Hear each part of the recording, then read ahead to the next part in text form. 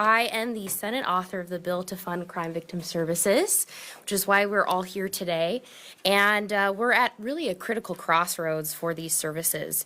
During the last biennium, the DFL-led legislature worked tirelessly to invest tens of millions of dollars into crime victim services. And now the Trump administration's funding freeze has cast a cloud over our progress.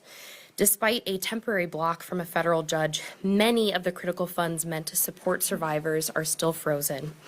This is a direct threat to victim services, and it cannot be ignored. As someone who has fought for the crime victim services and who is, again, proud to be the author of the bill that ensures these services are adequately funded, I can tell you that we're honestly facing a crisis right now. These services, the shelters, hotlines, legal assistance, counseling are essential lifelines for survivors of domestic and sexual violence. And without proper funding, Minnesota's victim services will be forced to make devastating cuts that will look like staff layoffs, reduced programs, and closures that are already looming on the horizon. I want to be clear that this freeze impacts real people.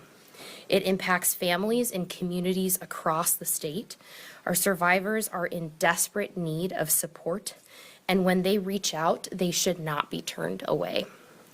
So many of us have been personally impacted by domestic and sexual violence, whether as survivors ourselves or as loved ones of those who have survived. Just a few weeks ago, I attended Violence Free Minnesota's Intimate Partner Homicide Memorial, where we honored the lives of those tragically lost last year. These people are not statistics. They are real people, our neighbors, our friends, and our families. We cannot allow these cuts to continue. I want to stand here with advocates and survivors across Minnesota to demand action today. We need to ensure that the programs that save lives can continue and do so without interruption.